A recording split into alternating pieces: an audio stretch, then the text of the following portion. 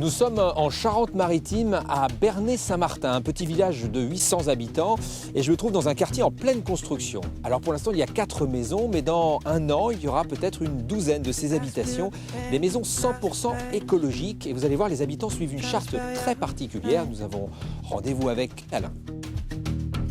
So I fold it up and I flick it out.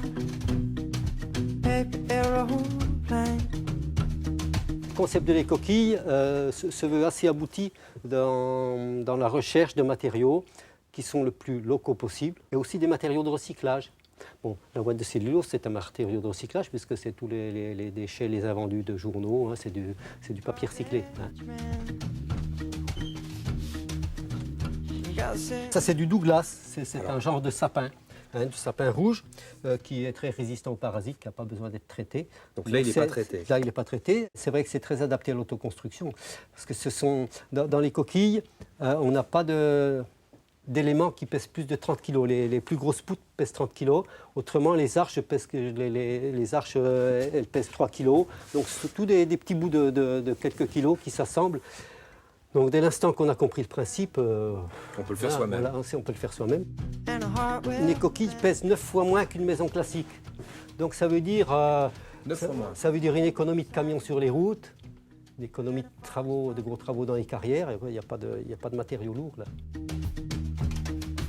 Et tout est exposé sud, évidemment. Tout exposé sud, ouais.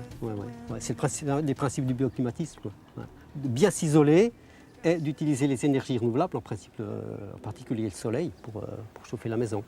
Donc, profiter du soleil pour produire de la chaleur à l'intérieur, et à l'intérieur de la maison, mettre un petit peu de masse thermique, c'est-à-dire de matériaux qui retiennent la chaleur, comme la brique, le fermacène que je vous ai montré, le mortier qui fait partie du mur de bois cordé, pour garder cette chaleur comme une espèce de radiateur disséminé dans la maison.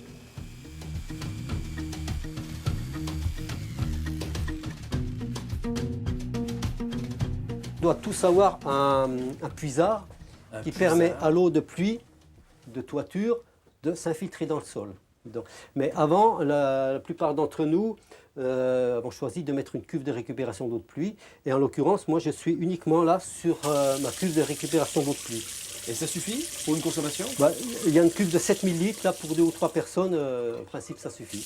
Finalement, on essaie de construire écologique et on essaie de peu consommer ou en autosuffisance. C'est ça le principe aussi.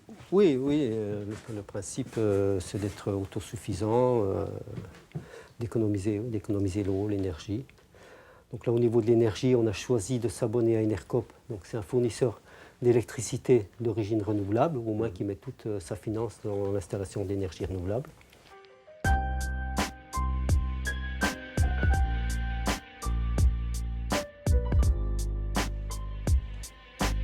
Des villages comme celui-ci, des éco-villages, il en existe à peu près une dizaine en Charente-Maritime.